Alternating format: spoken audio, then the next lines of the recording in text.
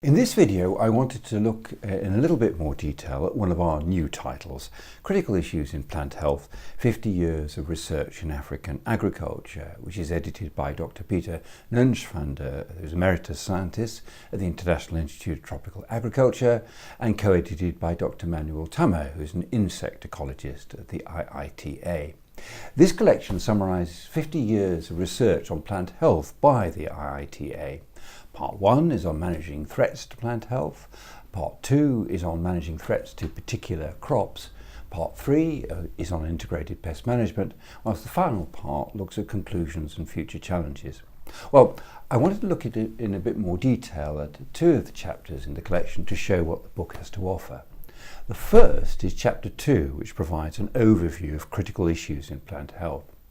This chapter reviews the key techniques the IIT has developed to tackle insect pests, diseases and weeds.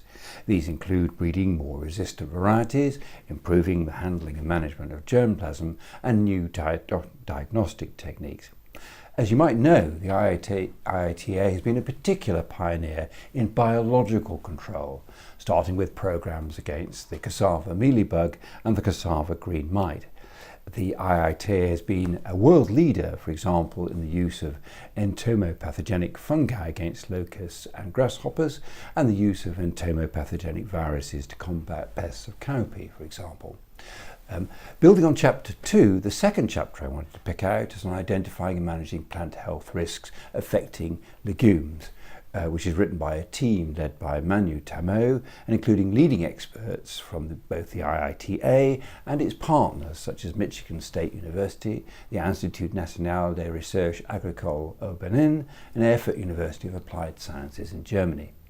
The chapter focuses on tackling pests and diseases affecting cowpea and soybean in particular.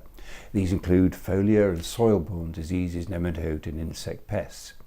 The chapter looks at the development of resistant germplasm against foliar diseases such as Asian soybean rust, and looks at other techniques such as understanding and monitoring pathotype formation, as well as establishing and enhancing natural enemies.